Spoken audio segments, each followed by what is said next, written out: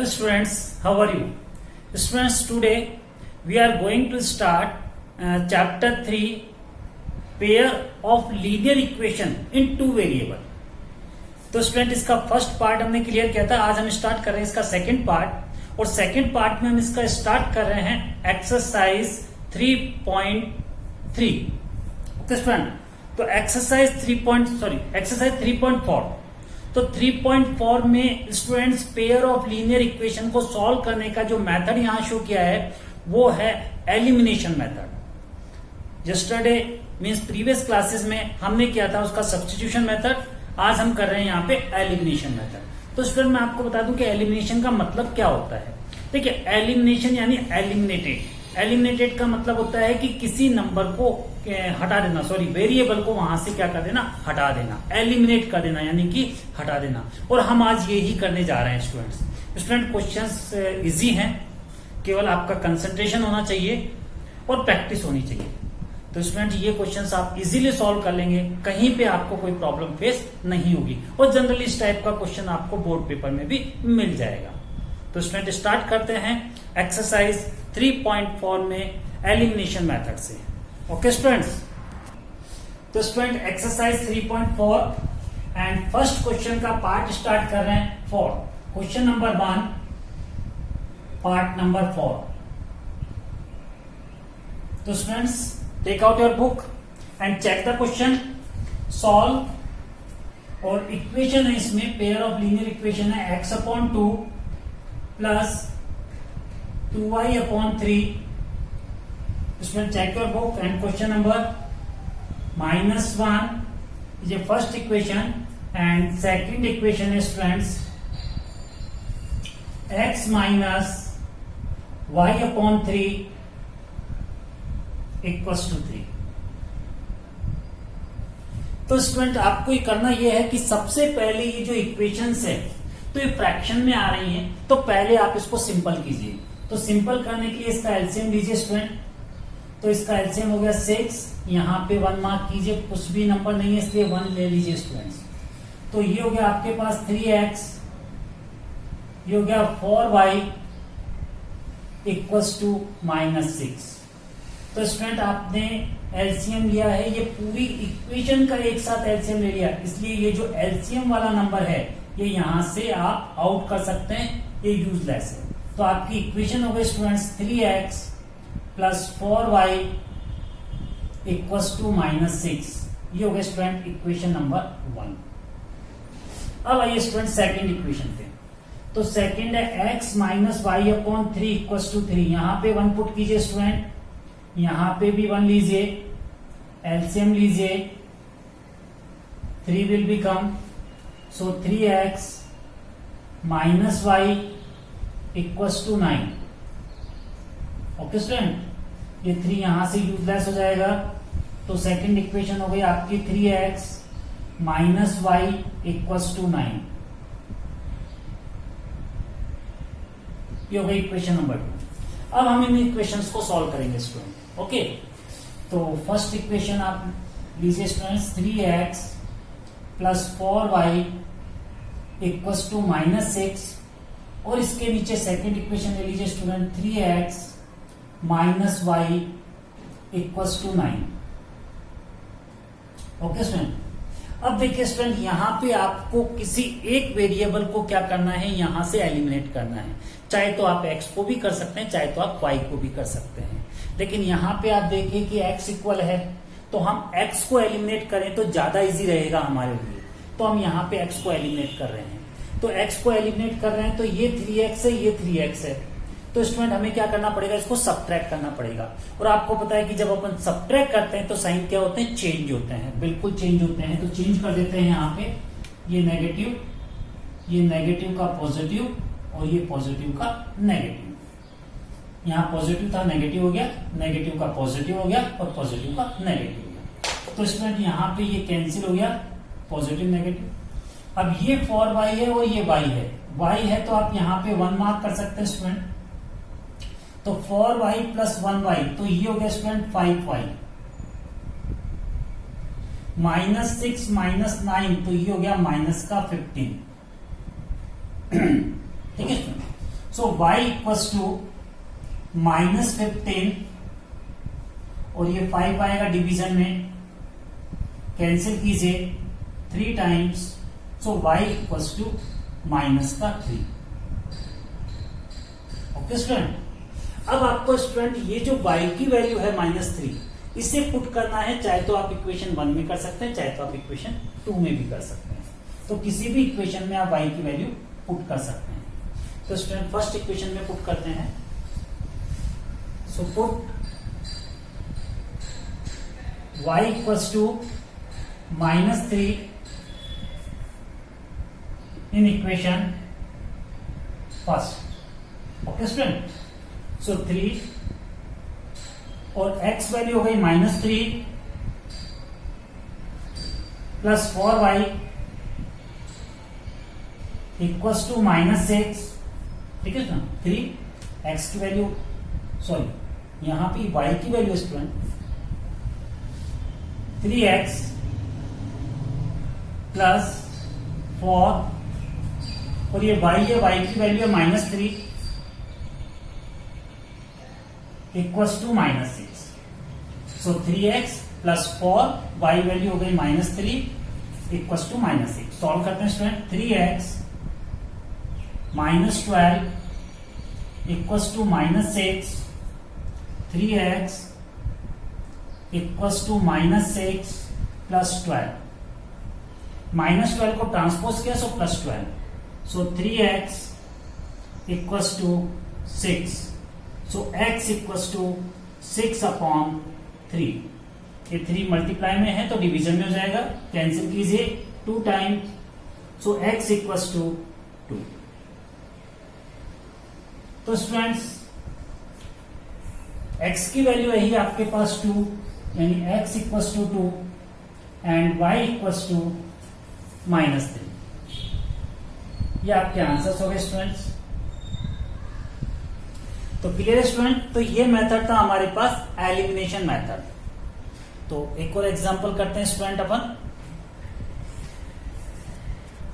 तो स्टूडेंट एक word problem का क्वेश्चन सॉल्व करते हैं, एक्सरसाइज 3.4 से ये स्टूडेंट। और क्वेश्चन नंबर 2 में, क्वेश्चन नंबर 2 है, check your book student. Question number 2 में पार्ट है 4। Okay student, Meena went to bank to withdraw rupees 2000. She asked the cashier to give her rupees 50 and rupees 100 not only. So Meena got 25 not in all. Find how many notes of rupees 50 and rupees 100 she received. Meena bank गई, उसने cashier से कहा कि उसको 2000 rupees चाहिए, but उसे केवल 100 rupees और 50 रुपीज वाले नोट ही उसको देने हैं। तो केशियर ने क्या किया कि 25 नोट्स उसको दिए। तो आपको बताना है कि 100 रुपीज के नोट्स कितने दिए और 50 रुपीज के नोट्स उसको कितने दिए। तो students let's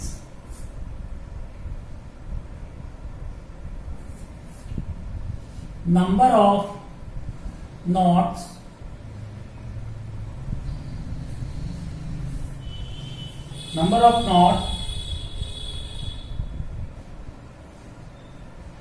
in rupees 50 be x, okay, and number of notes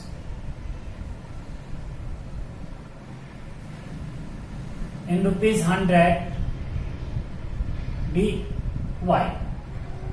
तो ये हमने मान लिया स्टूडेंट कि 50 रुपीज के x नोट मिले और 100 रुपीज के उसको y नोट मिले। अब स्टूडेंट देखिए, जब 50 रुपीज के उसको x नोट मिले तो उसके पास अमाउंट कितना हुआ, राइट। तो 50 रुपीज के x नोट है तो 50 रुपीज वाला अमाउंट हो गया उसके पास अकॉर्डिंग टू क्वेश्चन। जैसा क्वेश्चन में कह रहा है वैसा हम चल रहे हैं अकॉर्डिंग टू क्वेश्चन, ओके। तो 50x plus 100y equals to 2000। Okay student, x है 50 रुपीज के नोट, राइट। अब सपोज कीजिए, जैसे सपोज आपको 2 नोट में 50 रुपीज के 2 नोट है, यानी 50 रुपीज है और 2 नोट है, तो मल्टीप्लाई बाय 2, तो आपके पास अमाउंट कितना हो गया, 100 रुपीज हो गया ना, राइट।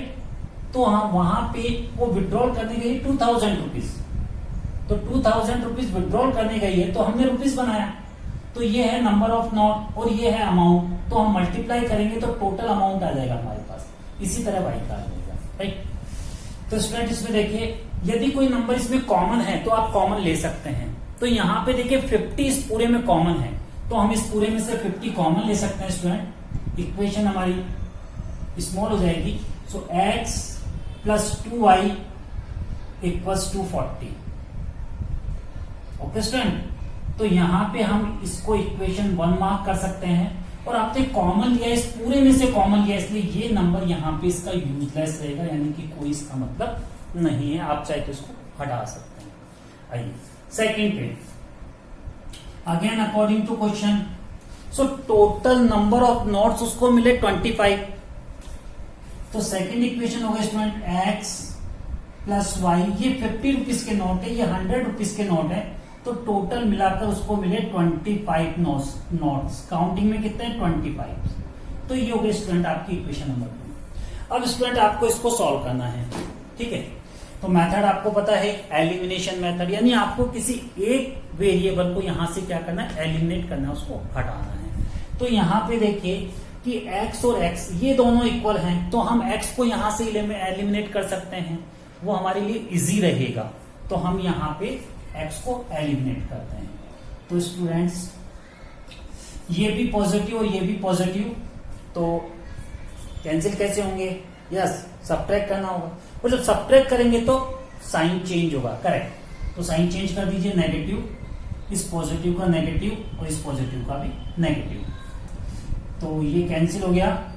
तो 2y माइनस वाई, तो ये हो गया y, 40 माइनस 25, तो ये हो गया 15। तो स्टूडेंट y की वैल्यू हो गई आपके पास 15। ओके, अब y की वैल्यू को हम पुट करेंगे, तो put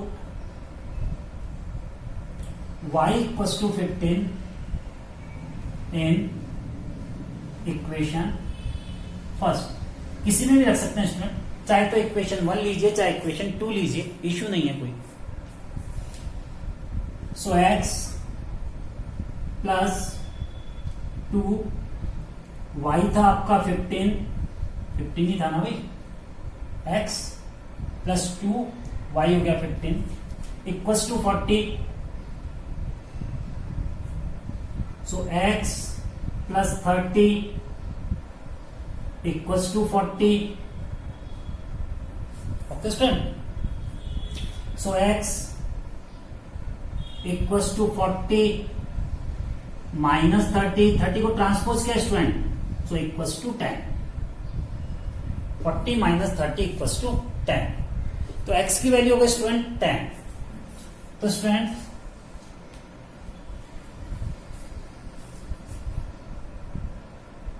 number of notes ₹50 equals to 10 and number of notes ₹100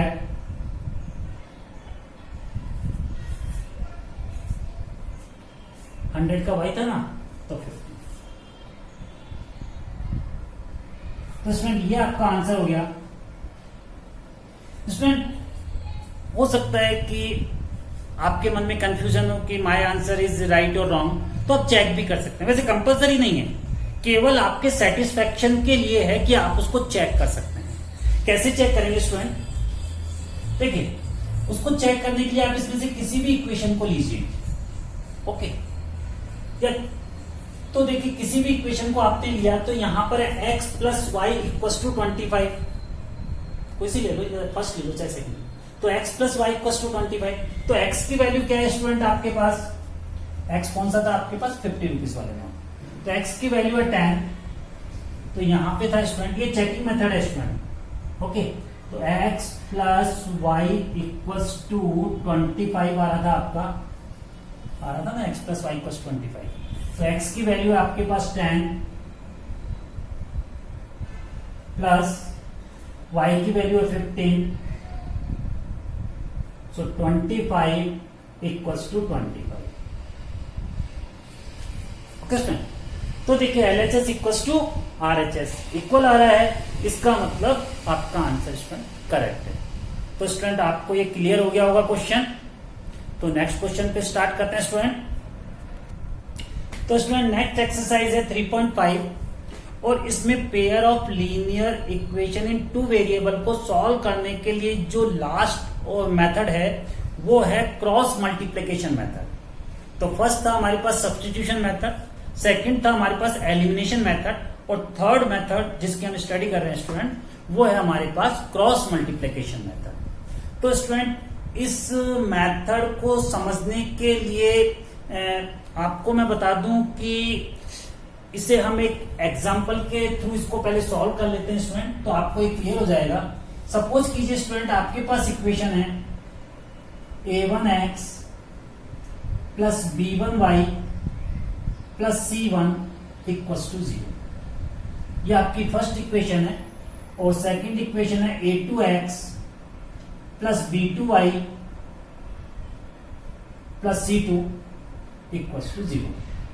okay student, तो स्टूडेंट क्रॉस मल्टीप्लिकेशन मेथड के लिए आपको क्या करना होगा कि यहां पे आप x डिनोट कीजिए, ओके स्टूडेंट, और यहां पे y डिनोट कीजिए, और यहां पे 1 डिनोट कीजिए। स्टूडेंट आपको मैं सबसे सिंपल मेथड एक्सप्लेन कर रहा हूं, और ये मेथड आपके लिए इजी भी रहेगा और आपके क्वेश्चंस इससे जल्दी भी होंगे। तो स्टूडेंट यहां पे x मार्क कीजिए, यहां पे y और यहां पे 1। तो स्टूडेंट ध्यान रखना कि जब क्रॉस मल्टीप्लिकेशन मेथड आप स्टार्ट करो तो x की वैल्यू निकालो, तो x वाले नंबर को क्या कर देना, हाइड कर देना, छिपा देना उसको, राइट। और छिपाने के बाद बचे हुए नंबर में क्या करना है, क्रॉस करना है। नाम है ना क्रॉस, तो क्रॉस करना है, यानी b1 मल्टीप्लाई होगा c2 से, ओके, और b2 मल्टीप्लाई होगा c1 से। इस तरह से होगा स्टूडेंट। देखिए मैं बताता हूं आपको कि x की वैल्यू के लिए x हाइड हो जाएगा, तो b1c2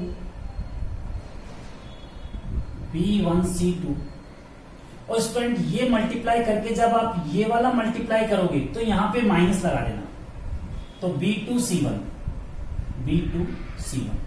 फर्स्ट लाइन समझ लो स्टूडेंट। आगे भी ऐसे चलेगा कि जब आप x की वैल्यू निकालोगे तो x को हाइड करना, b1c2 राइट, ये मल्टीप्लाई हो गया। अब जब ये मल्टीप्लाई करो आप b2c1, तो यहां माइनस कंपलसरी, फॉर्मूले में स्टूडेंट ये कंपलसरी है, राइट, तो यहां माइनस ही रहेगा, और ये हो गया b2c1। ओके स्टूडेंट, और जब आप y का नंबर लो, ठीक है, तो स्टूडेंट क्या करना है कि यहां y के आगे नेगेटिव लगा देना। मैं बताऊंगा आपको इसका मतलब कि नेगेटिव क्यों लगाया हमने। तो जब आप यहां y के आगे माइनस यूज कर लोगे तो आप y की वैल्यू निकालोगे तो y को हाइड कर दो, ठीक है, तो हो जाएगा स्टूडेंट a1c2, वही चल रहा है स्टूडेंट जो पहले क्या था, a1c2, और जब आप इधर मुड़ोगे तो माइनस लगाना, a2c1। ओके स्टूडेंट, और जब आप 1 की वैल्यू निकालो तो जो लास्ट कांस्टेंट वाला पार्ट है इसको हाइड कर दो, तो कांस्टेंट वाले को हाइड कर दोगे तो जाएगा a1b2 माइनस b1a2।